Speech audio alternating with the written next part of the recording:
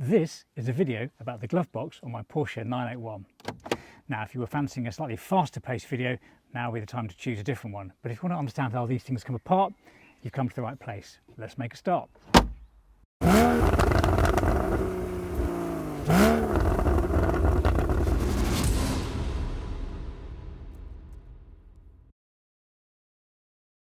Welcome to Project 981 and welcome back to the channel. Now, regular viewers, thank you for supporting the channel. Will know I've been threatening to replace this small mechanism on the side of the glove box for a little while now because the light in my glove box has stopped working, and I think it's because of the micro switch on here.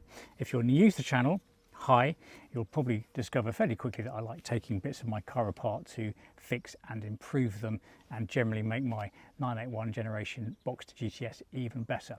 So this is about the glove box. We've got to get various bits of trim off to get access to the bolts, to then unbolt this structure, take it out, get access to that, replace that, and have a little look around, see what else is going on in the meantime.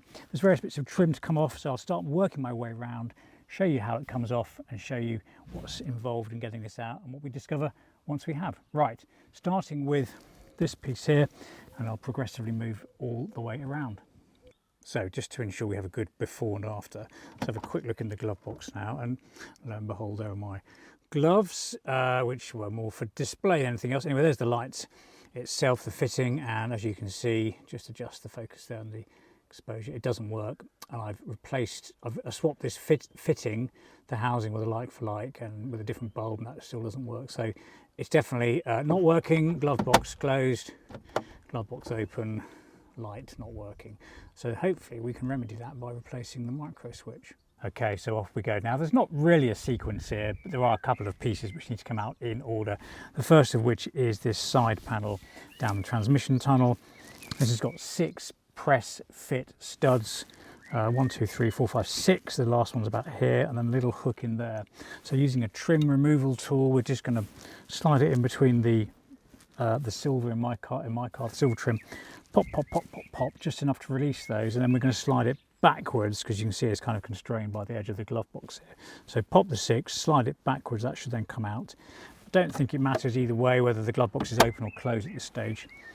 With that removed, we can we uncover a bolt, which we undo, which then allows this lower panel, which is where the 12-volt accessory is mounted, to be slid forward and out. I'll show you that in more detail in a moment. Then we're going to take off this little piece here, more for ease of access, take the end plate off, and that'll reveal some bolts which allow us to get access to this main bit. We also need to take out the cup holder, which comes out as a whole sort of configured mechanisms, a couple of sprung clips in here which we'll push a screwdriver into to release. That pops out. And then it's just a question of, there's a foam baffle, the dreaded foam baffle underneath, which needs to come out as well. Car going past, and then we get access to the principal bolts which hold it all in place. So I'll start with this and we'll move our way around. So with that panel off, you can see how it's come out. The metal edges are these sprung clips. That's sort of the recess. 1, 2, 3, 4, 5, 6. There's a retaining pin in there as well, just a locating pin. And then there's a little hook which kind of looks like that, which goes in there. So when you've got those 6 sprung out, you want to just move the whole piece back to get the hook out, rather than just pulling it straight away.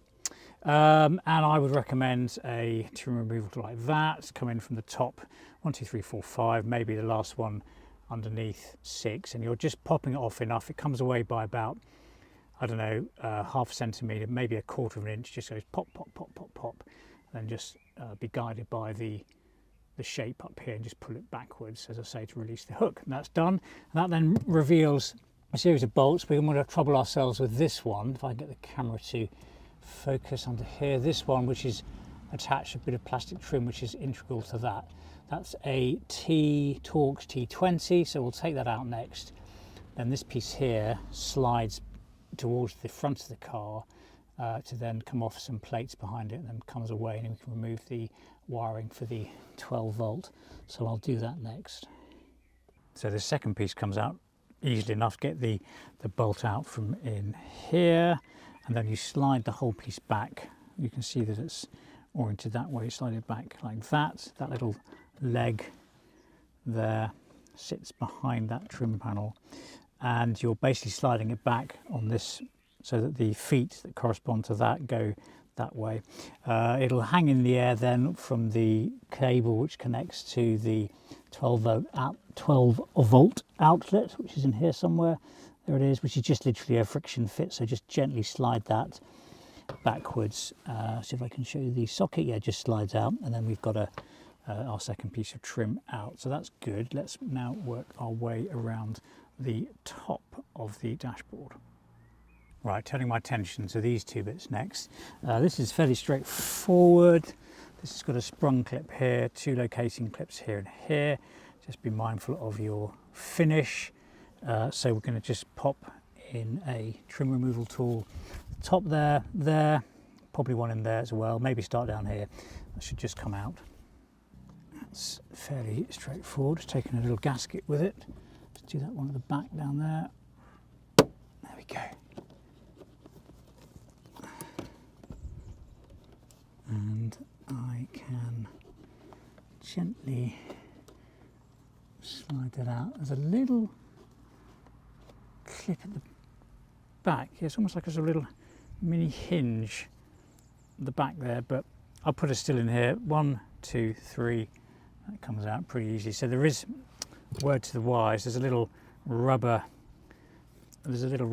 gasket around it in a different material, I guess, because, or maybe there's some airflow in here. Maybe it's just to stop the NVH, to dampen down the vibration. And there's a couple of little bits in there, but anyway, that goes in there. So that's come off nicely.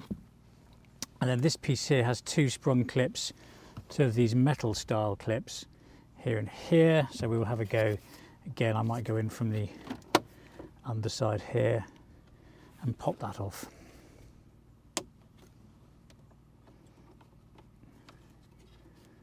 Again, that's got a little gasket on it. So I'm actually going to take the, how does it come out? Oh, there we go. Ah, interesting. Right, so this is interesting. This is slightly different to what I was expecting. Right, so two sprung clips, but we've got two locating rubber feet as well, which go in there. So it's actually got 4 mounting points, which is quite a lot really. But and then again another rubber, or it's an integral rubber seal. So 1, 2, 3, 4. Best done just nice and slowly, but it came out really easily. So there's two. So we've now got access to various bolts in here. Next thing to do is take the glove, not the glove box, that's the whole point of the big project, to take the cup holder mechanism off. So we'll have a look at that. Well, here we are, viewers, about 45 minutes later, and I finally just released the cup holder mount. Here it is, and the reason I have been so slow in doing it is out of an abundance of caution. I'm going to just close this up now so it goes away safely. It's a really elegant little piece of engineering, but the clips that sit under here require, where's my screwdriver, quite a lot of force, way more force than I thought was appropriate. So I just thought, well, there's something wrong, I can't get it out.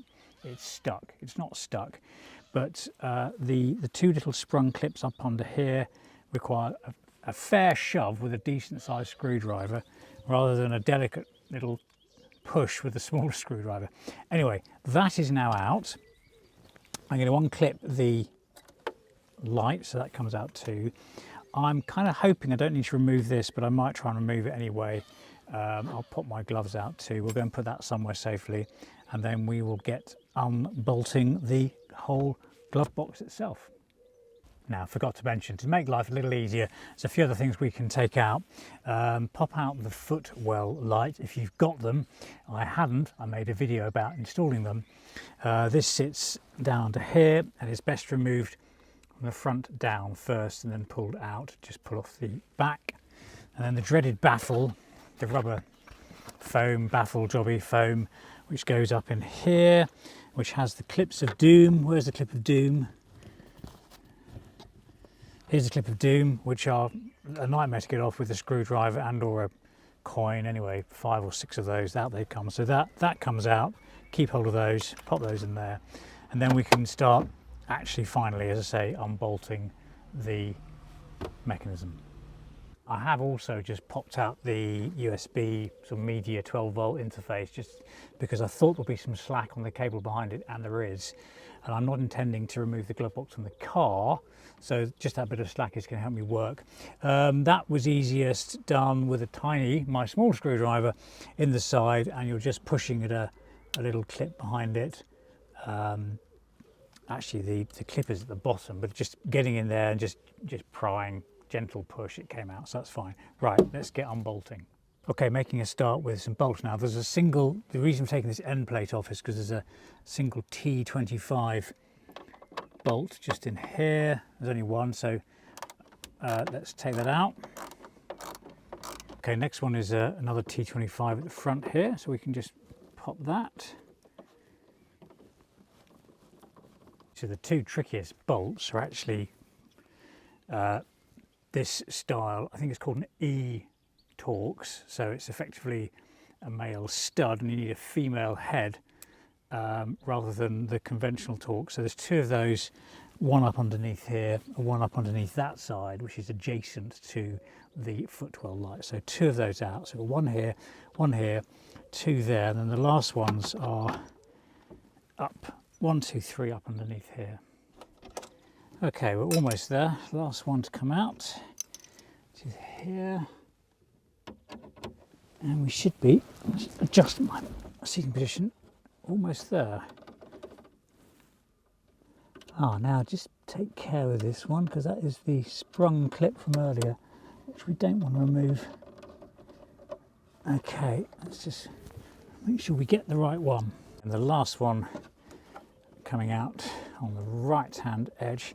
Just a word to the wise, the sprung clips that were giving me so much grief earlier are also accessible at this point in time with a similar Torx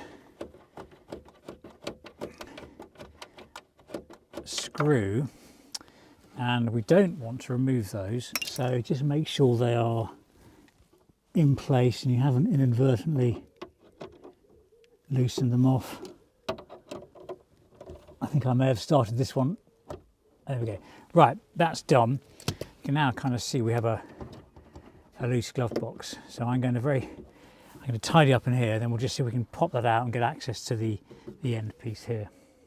So this is more or less just dropped out on its own. It kind of pivots downwards. We've got a locator pin here and here.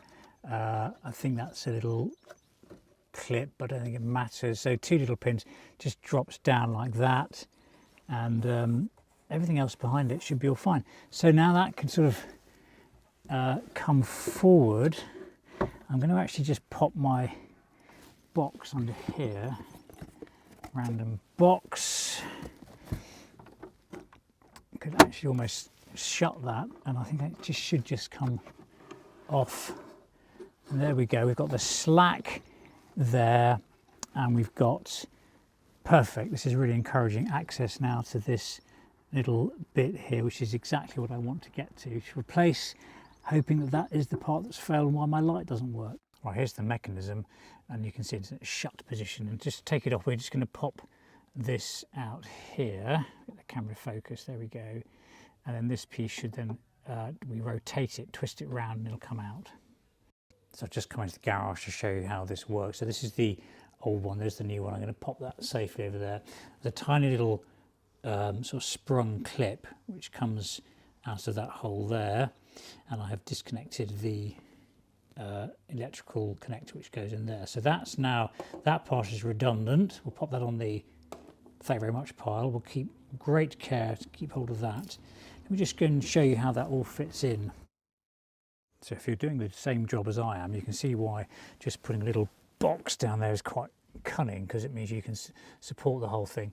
Now this has a sort of bayonet style fitting. You can see how that matches up to there. So it comes out like that, and then we rotate it round to put it in, taking care to then join the hinge at the back where the pin goes. So it's put it in. You might open the glove box to do it, so that hole goes down to here, and then put it all back together again. So my next job is to put a new one in here, wire it up, and hope like hell that the light comes on before I put it all back together again. Now, in true Project 981 style, I've had a quick hoover and a clean and a check of my cable run for my footwell lights, which are all fine. The key thing is to check that this is actually going to work. So I've powered the ignition, I've reconnected the power supply, I have attached the new micro switch here. Obviously we're not attached to the glove box. I have the lights, let's put that in. As I say, the ignition is on, so in theory, and yes, I have done this already, so I know it works. When we slide this, the little micro switch will move down the rail, off the stop, open the circuit, and lo and behold, the light goes on. So I'm really chuffed that the diagnosis of no glove box light was this part. I'm equally chuffed that it now works. So now I've got a nice little job to put all this back together again, which I'll crack on with. I'll keep you informed as I go, but you kind of know what's in store. It's pretty much everything in reverse. Right, on we go. Oh, by the way, it does go the other way too. Lovely, isn't it? Well, if you've been enjoying this video so far, watching me take my Porsche apart, a like would be most welcome. And in the time it takes you to subscribe as well, there's a fair chance I'll have it all back together in one piece. So I've just put this back into place in the aperture. I've just put the 3 Torx 25s in there. Before I go any further, I want to make sure it's still working, that I haven't compromised any of the wiring or the mechanism putting it back in. So here's the cable, here's the light, let's plug it in. Yeah, happy days, that's definitely working, isn't it? Actually, I think I can probably even shut it carefully, and yeah, I can see it's gone off, having got the benefit of the letterbox where the drinks holder is. So that's definitely off. Now it's open. Great, it's all working. So let me take this out, and I will carry on reinstating the fixtures and fittings for both the, here we go, the glove box itself, and then we'll get some trim back on. So I have now put 1, 2, 3, 4, 5, 6, 7 bolts back in, all nicely tightened up, not too tight, kind of at the same stiffness as they came out, which is ideal. That's all now feeling really solid in place. I'm going to put the footwell light in, the foam baffle, replace the fuse box cover, which I took out so I didn't damage it when I was bolting in that one next. Then we'll get the cup holder in, trim piece, replace that trim piece, and then finish up where we started, which is that one there. I'm going to re-grease those to put that in as well. Otherwise, progressing satisfactorily. So there we go, folks, as this lovely warm summer's evening draws to a close, so does this video with a newly restored light in my glove box, but the cup holders happily back in place, the trim in, everything lines up, the end piece is on, the power and media sockets back in, 12 volts back in, panel down the sides in there. I've given it a quick hoover. The wretched baffle, which is the hardest piece to do because you're upside down, it's a pain, that's in too.